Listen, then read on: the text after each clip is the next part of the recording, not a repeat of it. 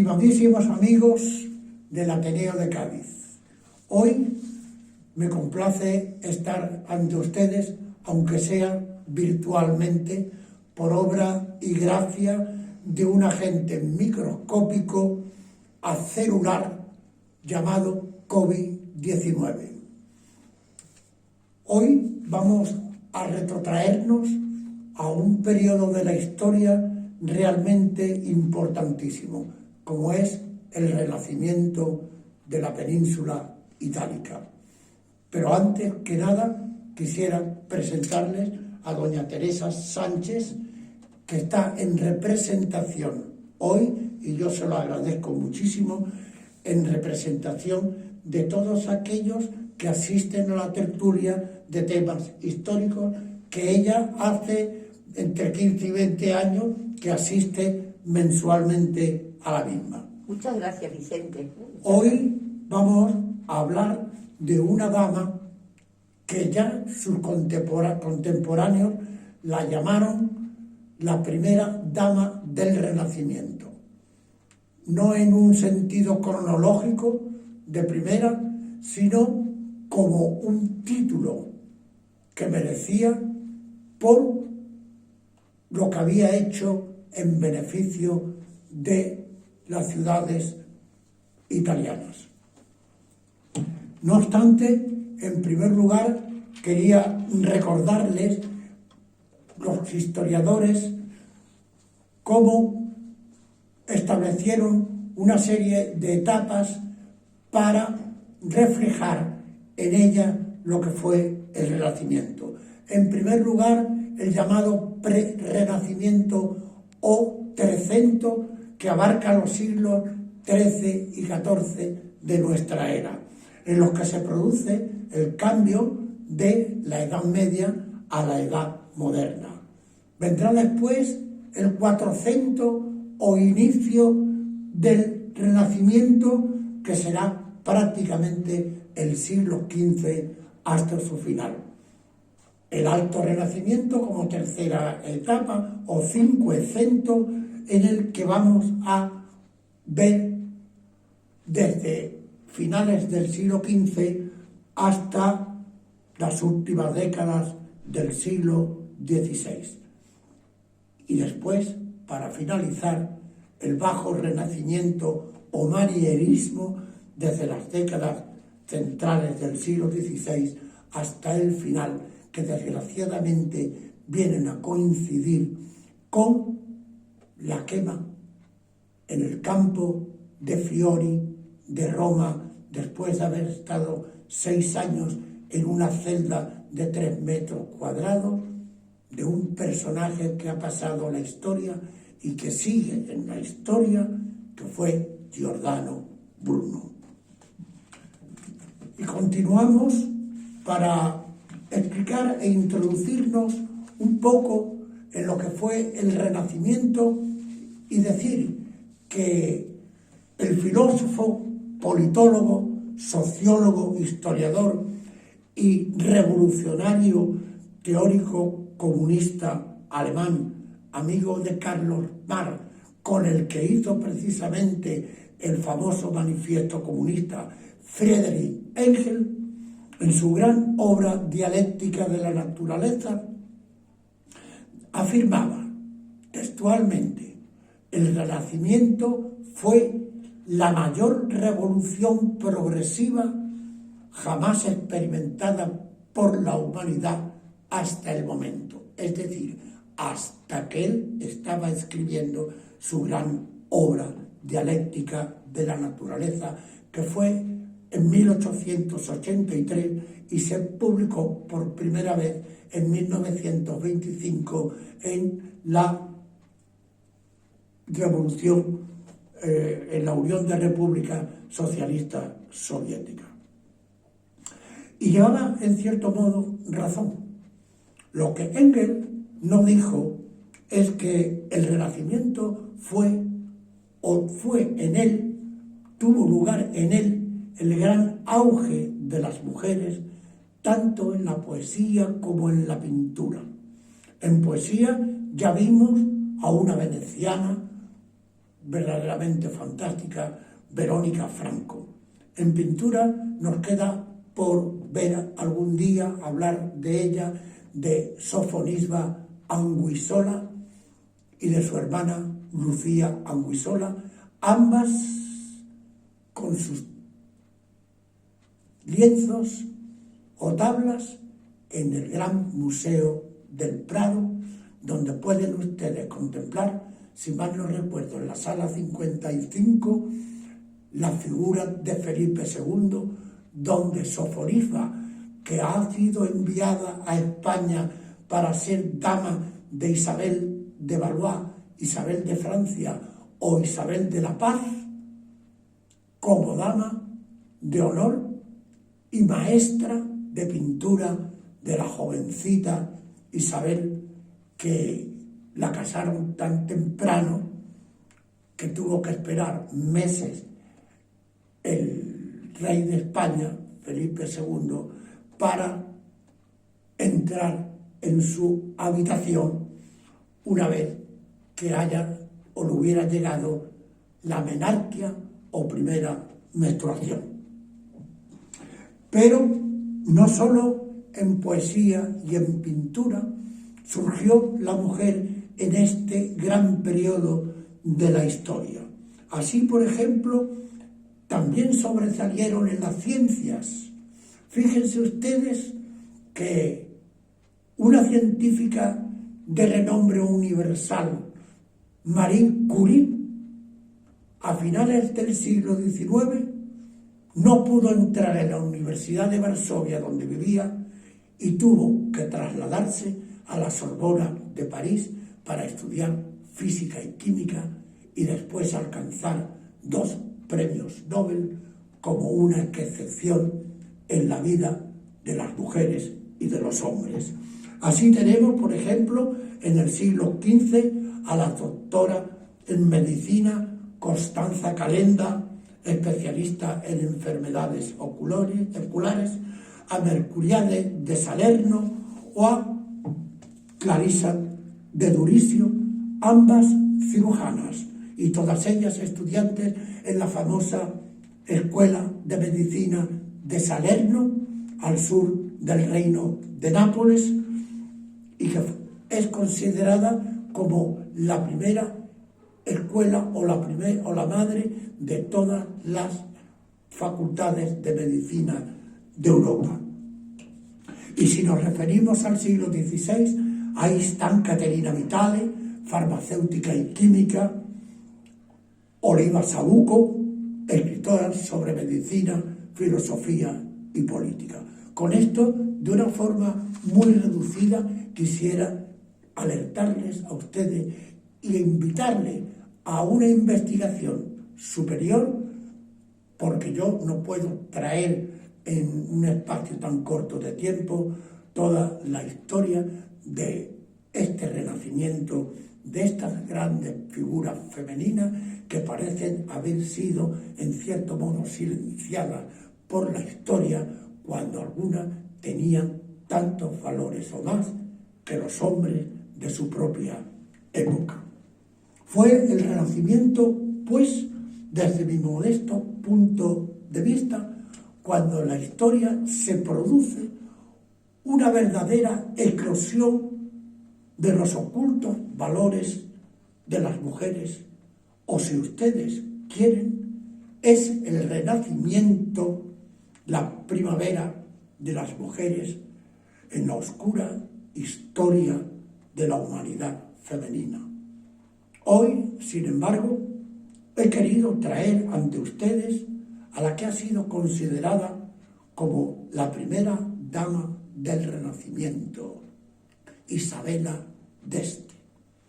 Situémonos en el último cuarto del siglo XV y en la primera mitad del siglo XVI, periodo en el que esta bella mujer que tienen ustedes ahí pintada nada menos que por Tiziano, cultísima mujer que desarrolla su amor a las artes y su generoso mecenazgo de artistas a los que ella considera merecedores de ser protegidos y alentados económica y socialmente.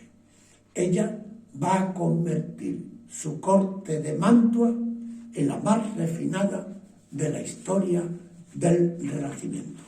Nació Isabela en Ferrara, el año de 1474, hija de Hércules II, soberano del ducado de Ferrara, y de Leonora de Aragón. Fue casada por sus padres con el marqués de Mantua, Francisco II Gonzaga. Descendía pues Isabela, que tan solo tenía 16 años cuando fue casada, por la rama materna de Alfonso V de Aragón, también llamado el Magnánimo y el Sabio, rey que fue de Aragón, de Valencia, de Mallorca, de Sicilia, de Cerdeña y de algunos años del reino de Nápoles. Era pues bisnieta de aquel gran monarca.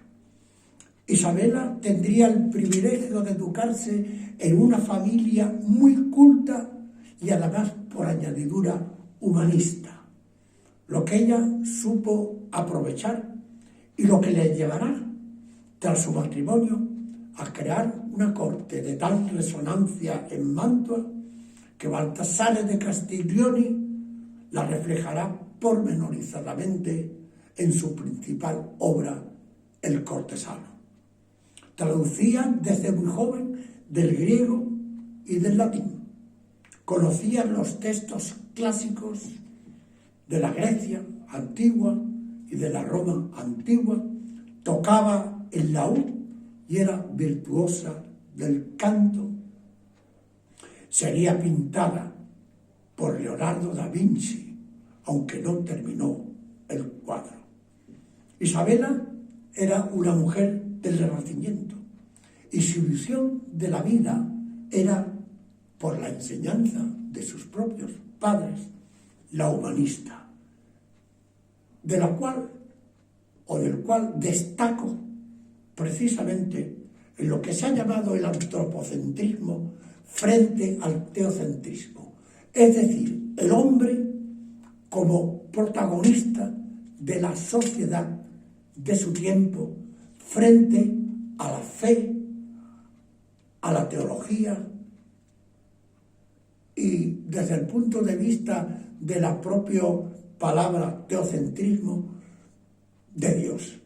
Pero esto ya matizaremos lo suficiente, porque no quiere decir que se abandonara ni la fe, ni todo aquello que tras 1000 años había transcurrido prácticamente como poder, como teocentrismo, como centro de todo lo que el hombre hacía o no hacía.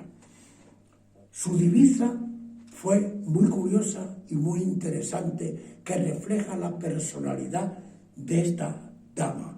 Decía, ni con esperanza ni con miedo, que traducido quería decir que lo que deseaba tenía que ser, porque la esperanza supone esperar, algo que nos atrae, pero que no sabemos cuándo y si llegará de verdad.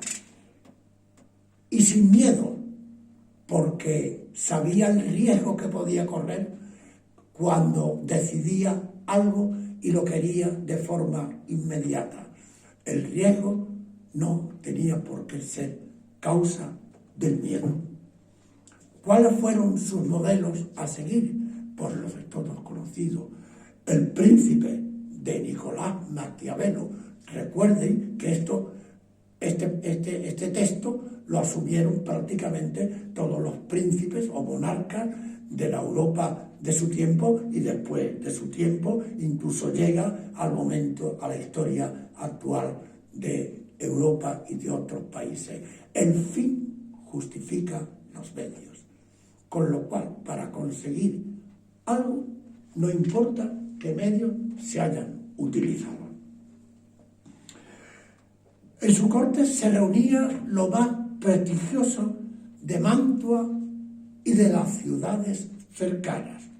Escritores, poetas, músicos, pintores, etcétera, etcétera. Hombres y mujeres. Realmente Isabela era receptora de todo lo que el Renacimiento en artes y en literatura y en filosofía griega y romana aportarán al nuevo devenir italiano y subsiguientemente a toda Europa. Y no olvidemos que también a la América hispana. En las naves que desde Sevilla o desde Cádiz partían hacia el Nuevo Mundo para apoyar conquistas, descubrimientos y sobre todo para que aquellas tierras fueran civilizadas como naciones europeas, lo cual hoy día se puede comprobar. Isabela, tras casarse con un hombre rico, amante de todas las artes, adopta en su corte el relevante y hasta entonces ejercido papel por hombres como era el de mecena o promotora de artistas de las artes en sus distintas acepciones.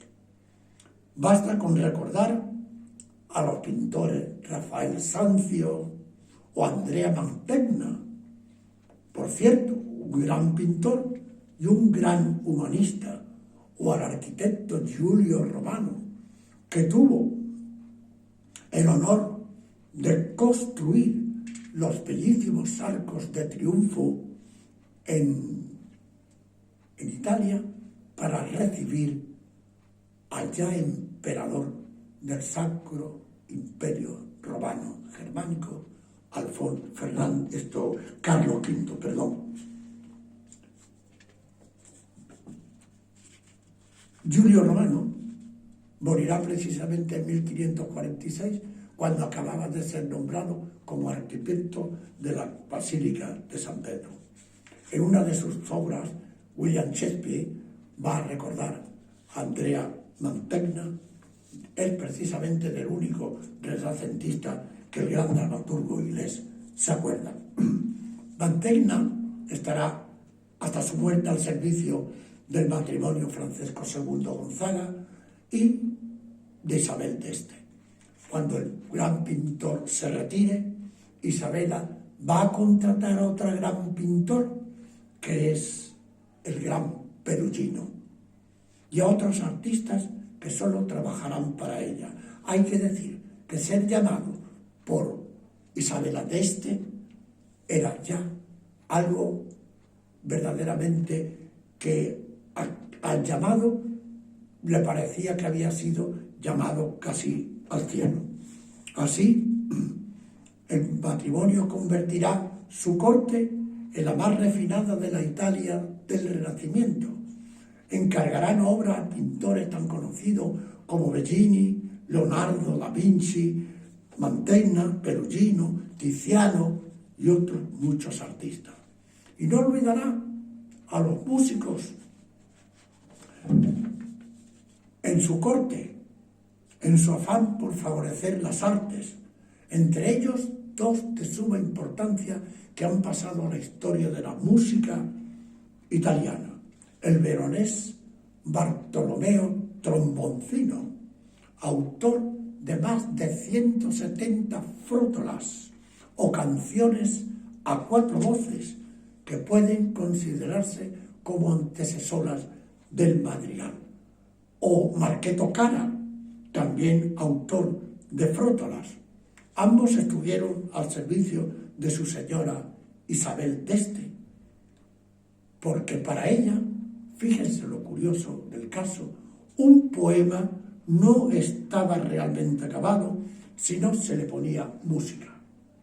Y así nos retrotrae o nos avanza, mejor dicho, al momento actual, casi diríamos a la transición de la dictadura a la democracia, cuando vamos a encontrarnos con personajes como Joan Manuel Serrat, Paco Ibáñez, Alberto Cortés, Luz Casal, que van a poner música y van a cantar los poemas de Antonio Machado, García Lorca, Rafael Alberti, Miguel Hernández o Rosalía de Castro.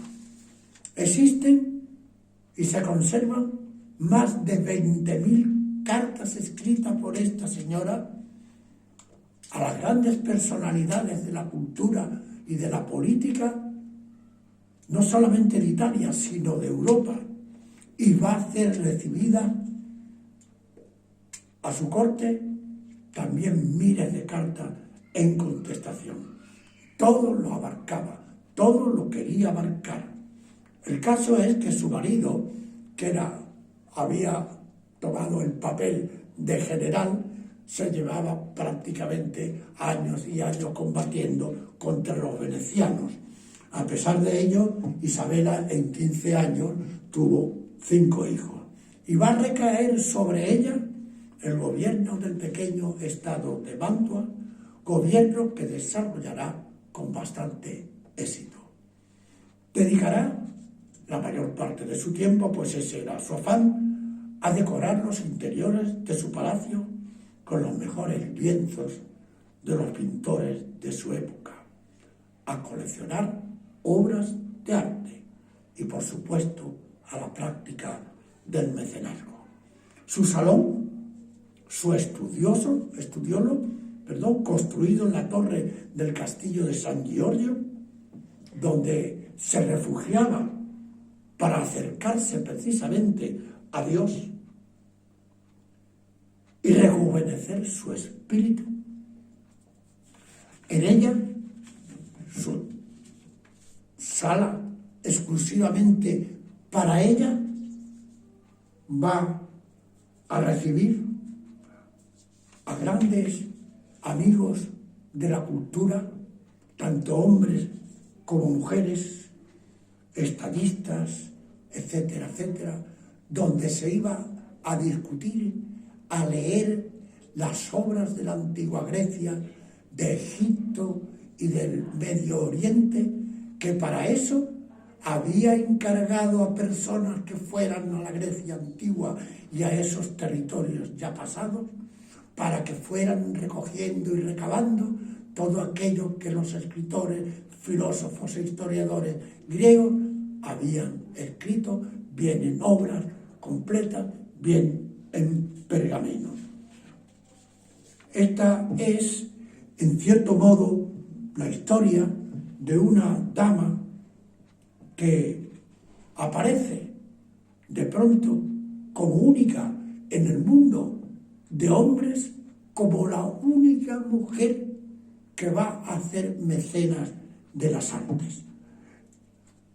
El Antiguo y el Nuevo Testamento no es que quedaran relegados, es que se quería compartir con algo que el hombre había ido abandonando, que era la razón con mayúscula. Recuerden que hay que esperar a la Revolución Francesa para que se entronice a la diosa razón.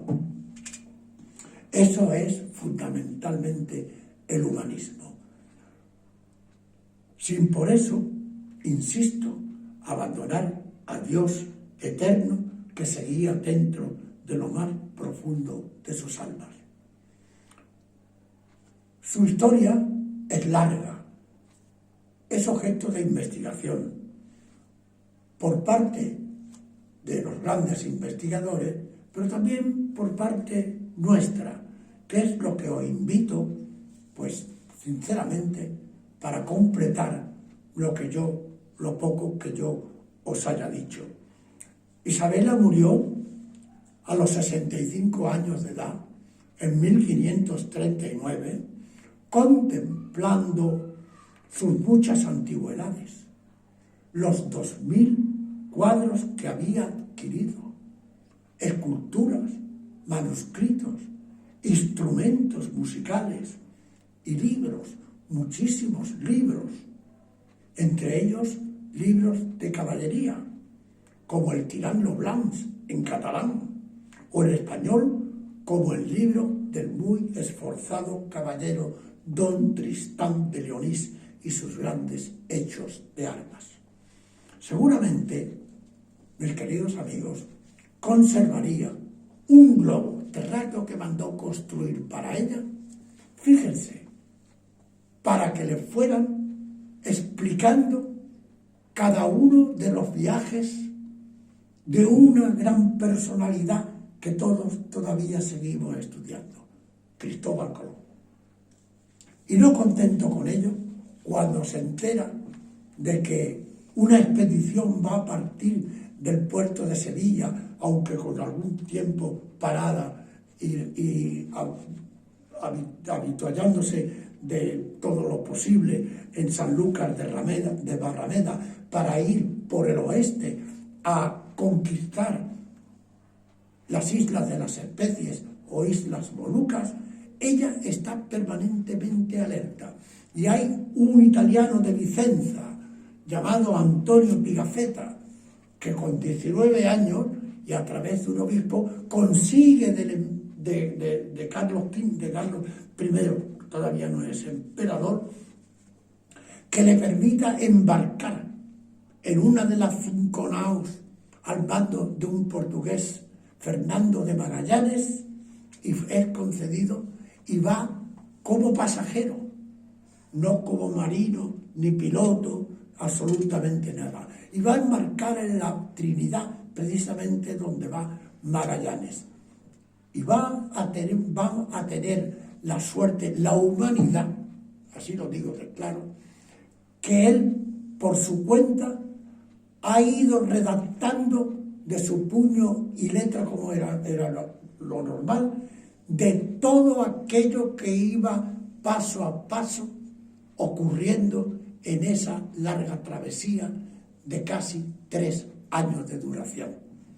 Incluso hasta nos cuenta detalladamente cómo fue muerto Fernando de Magallanes en la isla de Macán, cómo cristianizaban cuando llegaban las 5 naos a miles y miles de nativos de todas aquellas inmensas islas del Índico, incluidas las Filipinas.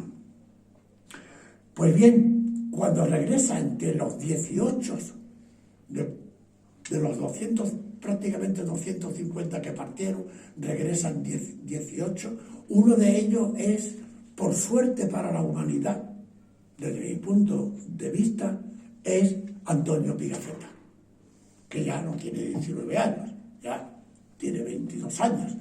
Y entonces se dirige ya al ya emperador Carlos V, le explica absolutamente cómo ha sido todo, después se va al rey de Portugal, cosa que a mí no me gusta porque el rey de Portugal estuvo persiguiendo a Magallanes durante todo el tiempo que estuvo Magallanes viajando por mares y recorriendo tierras. Pero cuando regresa a Italia y se entera Isabela de esto, inmediatamente le manda a llamar para que le cuente toda la historia. Y cuando le enseña el manuscrito, es ella la que le va a decir: eso hay que publicarlo. Y en 1536, 3 años antes de la muerte de Isabela, se va a publicar en Venecia. Y gracias a eso tenemos conocimiento de todo lo que había ocurrido en esa expedición verdaderamente importantísima, porque a la muerte precisamente de Magallanes, por meterse donde no tenía que meterse, desde luego, porque 100 hombres no pueden luchar contra 1000 indios, por mucho que quieran.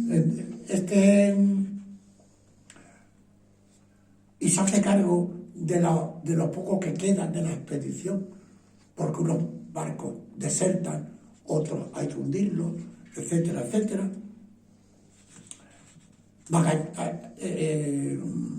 Juan Sebastián Elcano es el que va a decidir y va a proponerse demostrar la redondeza, en una palabra de él, de la Tierra.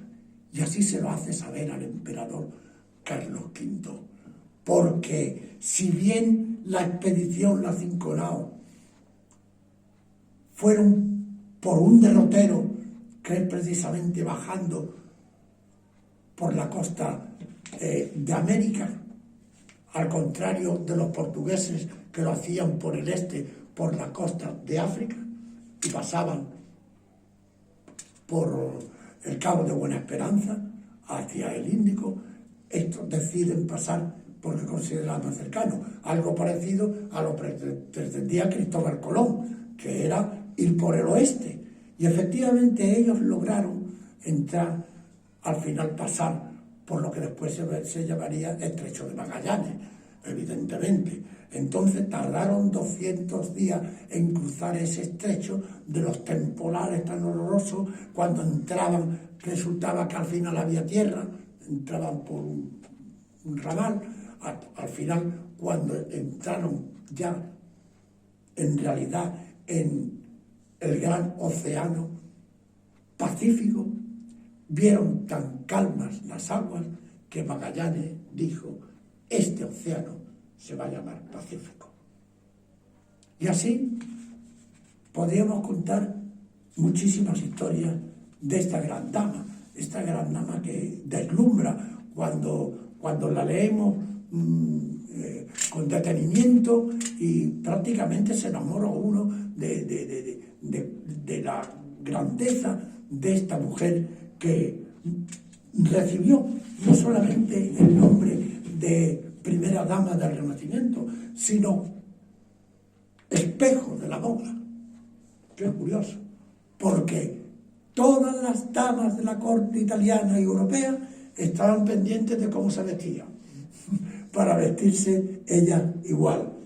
También reina del gusto, insisto, la primera dama del Renacimiento, pero también la prima donna del mundo, la primera dama del mundo. Todo eso se lo dijeron y se lo pusieron sus propios contemporáneos. Pero yo quiero terminar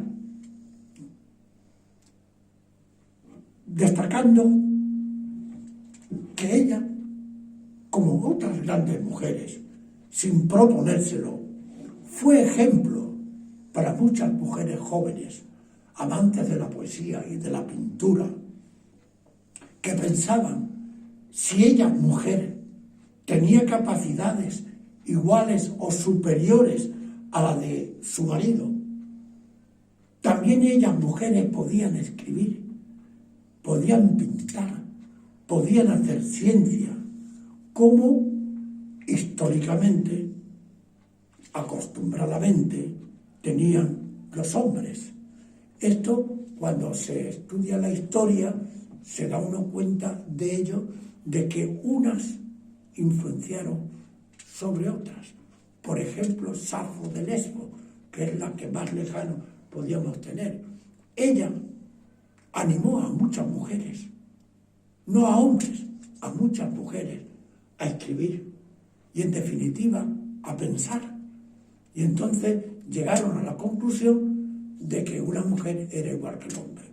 Pero quiero terminar ya definitivamente diciendo que el humanismo fue algo verdaderamente relevante y propio del Renacimiento italiano. Gracias al humanismo, las hijas empezaron a tener los mismos derechos que los hijos. Cuando una hija quería estudiar, estudiaba. Y antes lo que hacían era casarlas o ingresarlas en un convento.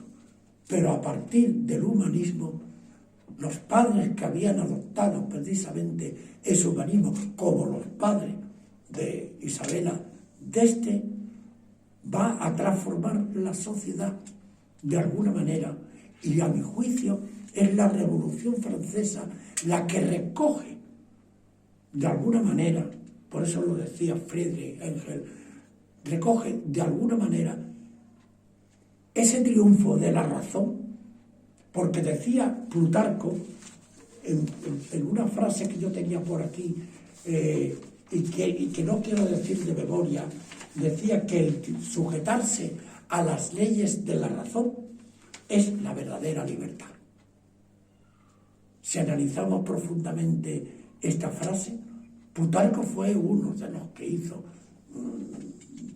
que la sociedad, por lo menos la alta sociedad italiana, se fuera transformando y fuera adquiriendo el humanismo. El padre de Sofonisba Guisola precisamente le pone Sofonisba un poco para darle la cara a la Iglesia, porque Sofonisba era una princesa del norte de África y que pretendían casarla, y la casaron con alguien que era proclive a Roma, y esta mujer, Sofonisba, lo que hizo fue, la noche de boda, asesinar al marido.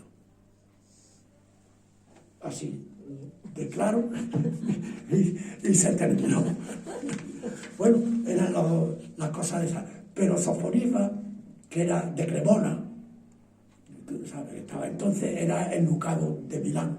Hoy me parece que era Lombardía, ¿no? Está en la Lombardía.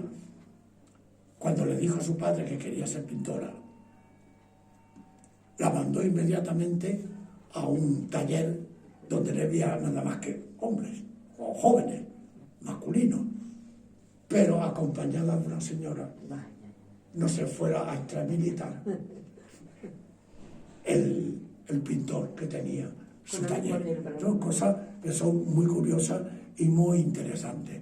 Pero resumiendo, hay para hablar mucho, evidentemente, porque el Renacimiento, como dijo Friedrich Engels, es la gran primera revolución de la historia.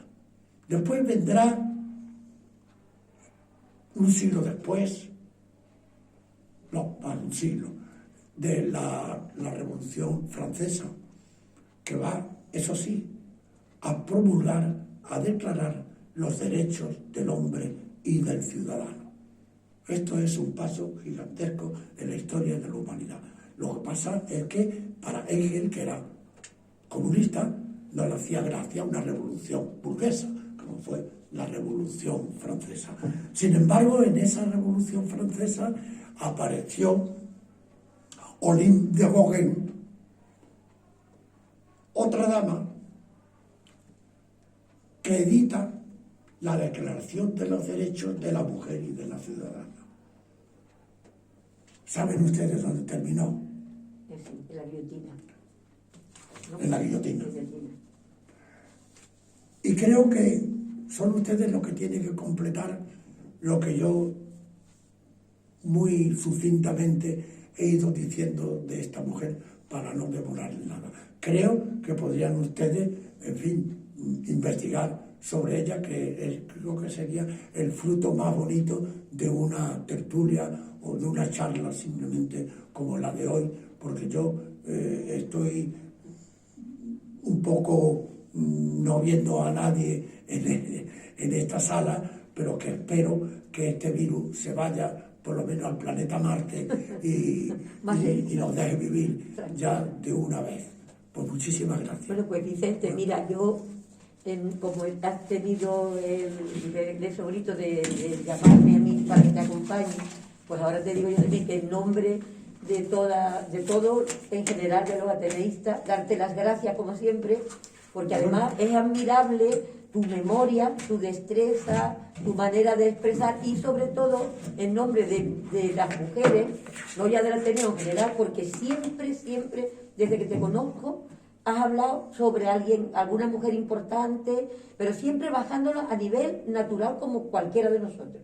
Eso es muy de agradecer. porque ahora que hay tanta revolución y tanta historia, no merece la pena entrar en ello. Tú has sido una persona siempre que nos ha hablado de personas importantes, de la manera correcta como había que tratarnos, y eso yo creo que en nombre de todas mis amigas que hoy no pueden estar aquí, pero que pronto estaremos, porque otra de las cosas que te tengo que agradecer es que me hayas permitido venir, porque al entrar en este salón he sentido, le decía yo a Valeria, Dios mío, parece que hace mucho que no vengo. Entonces, es tan bonito, lo ha permitido el presidente. No tendré con qué darte las gracias.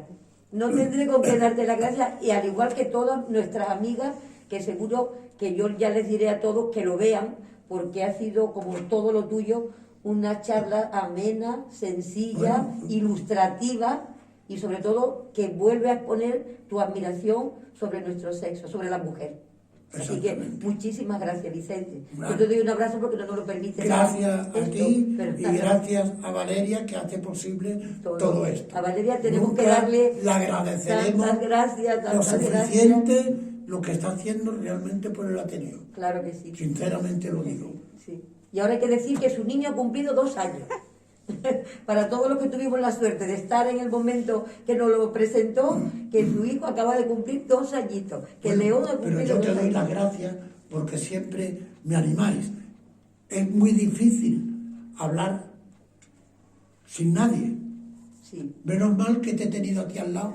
Bueno, pues puedes contar conmigo, aunque yo sé que van a ser muy envidiosas nuestras amigas, van a querer venir. La próxima tertulia la he dejado para junio, y va a ser,